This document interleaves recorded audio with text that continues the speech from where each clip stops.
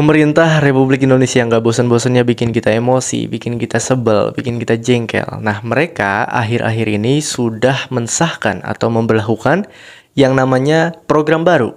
Program baru ini disebut dengan TAPERA, Tabungan Perumahan Rakyat. Nah, TAPERA ini apa? TAPERA ini bagaimana? Kita akan bahas di podcast atau lewatnya Siniar Belasan Menit.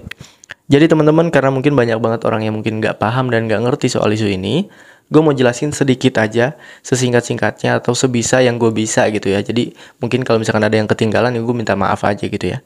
Intinya, TAPERA ini sebenarnya teman-teman sudah direncanakan atau dicanangkan dari 5 tahun lalu. Dari 2019 sudah direncanakan. Kenapa itu nggak terrealisasikan, gue juga nggak ngerti. Dan atau pertanyaannya adalah, oleh siapa TAPERA ini dicanangkan gitu? Apakah oleh Jokowi, oleh pemerintahnya sendiri, atau oleh DPR, atau oleh Megawati, atau oleh Aisanul? Nah, tapi intinya TAPERA ini sudah tercantum di dalam Peraturan Pemerintah Nomor 21 Tahun 2024 ya teman-teman ya.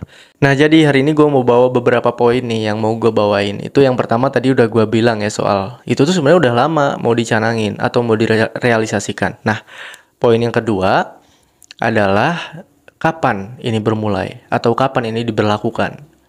Kalau lu nanya seperti itu, jawaban dari pertanyaan tersebut adalah sudah diberlakukan. Sudah diberlakukan sejak 20 Mei 2024 lalu. Jadi memang sudah berlaku ya teman-teman ya. Jadi ya bulan depan nih mulai kepotong gitu, ada potongan dari gaji lu. Itu yang pertama. Yang kedua.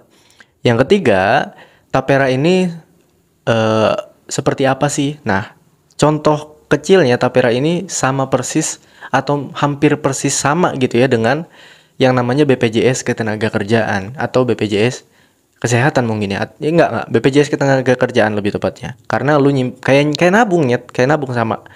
Lu nyimpen duit atau lu dipotong secara paksa gitu duit lu dari gaji lu, dipotong sekian ratus ribu. Nah, uang tersebut nggak akan kemana-mana. Uang tersebut ada di dalam saldo JHT lu, ada di dalam saldo jaminan hari tua lu. Itu bisa diambil kapan? Ketika lu sudah berhenti bekerja dalam waktu mungkin 1 bulan atau 2,5 mingguan gitu mungkin ya. Nah, TAPERA ini bedanya adalah lu sama juga nabung, dipaksa nabung lebih tepatnya. Terus dipotong juga sama berapa persen, itu 3% potongannya. Dan bedanya kapan nih bisa diambil uang ini? Karena kan kalau misalkan simulasi hitung-hitungannya, kalau misalkan lu mau bisa dapetin rumah dengan potongan 3% tersebut, ini kan lama banget ya ngabisin waktunya. Ini juga gue akan kasih fotonya seperti ini. Ini adalah detail lengkap tentang gaji lu berapa, potongannya berapa, sampai berapa ratus tahun lu bisa dapetin rumah dengan harga mungkin 400 atau 500 juta gitu intinya ya. Nah, pertanyaannya adalah kapan nih gue bisa ngambil uang gue gitu ya soal TAPERA ini. Kalau BPJS Ketenagakerjaan kan tadi setelah beres kontrak berakhir dari pekerjaan lu gitu ya. Nah, kalau TAPERA ini kapan? TAPERA ini bisa diambil kalau lu sudah pensiun. Lu sudah pensiun di umur 58 tahun. Atau kalau lu sudah gak bekerja lagi selama 7. Kayaknya ya, gue juga agak ini seliuran nih soal hal ini. Satu pertanyaannya lagi gitu. Kenapa sih harus sekarang?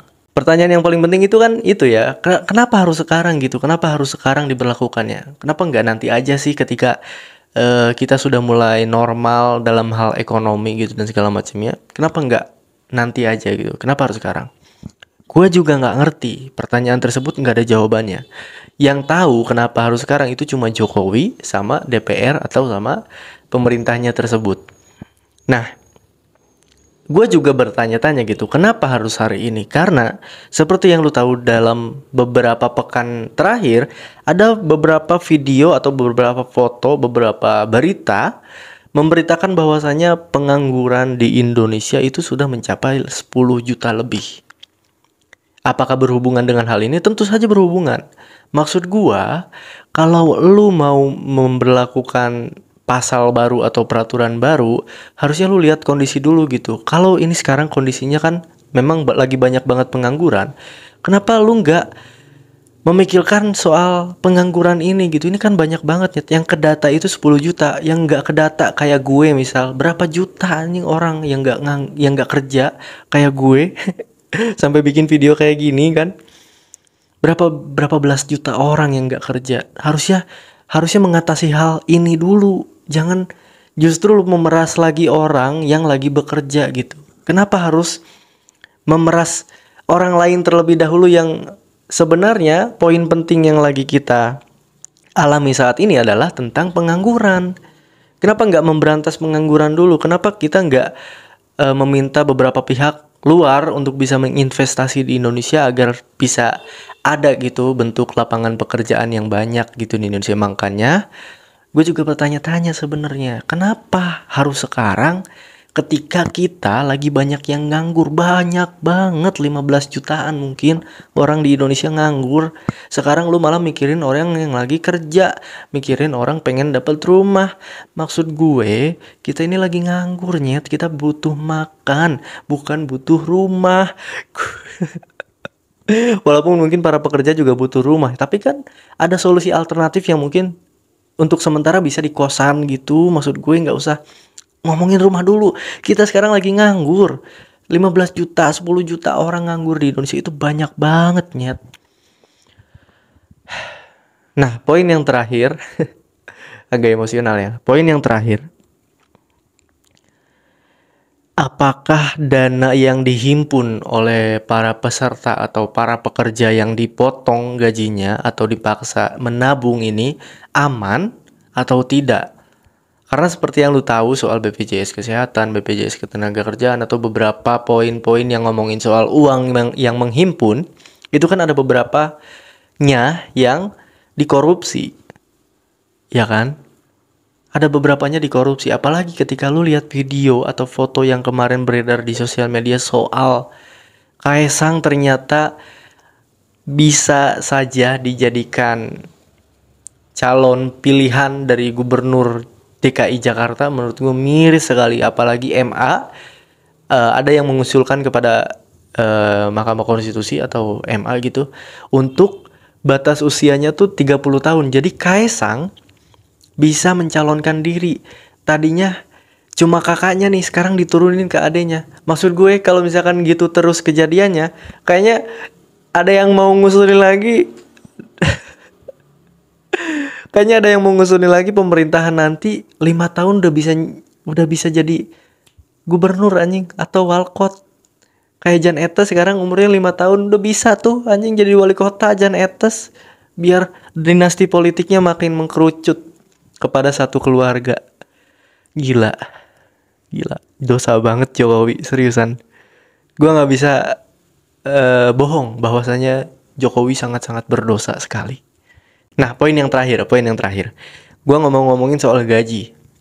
Kemarin di pekerjaan gue retail, gue punya gaji itu 3.300.000. Itu sudah dipotong dengan BPJS dan segala macamnya. Sekarang kalau misalkan gue mengalami hal ini, gue dipotong lagi 3% atau mungkin 120 ribuan. Artinya gue cuma dapetin uang 3.200.000. Belum lagi kalau misalkan di retail merah kemarin gue kerja di situ, ada yang namanya NBH, nota barang hilang. Jadi barang-barang hilang kita ganti rugi. Biasanya di toko-toko yang besar itu kehilangan barang hilang 1 bulan tuh banyak.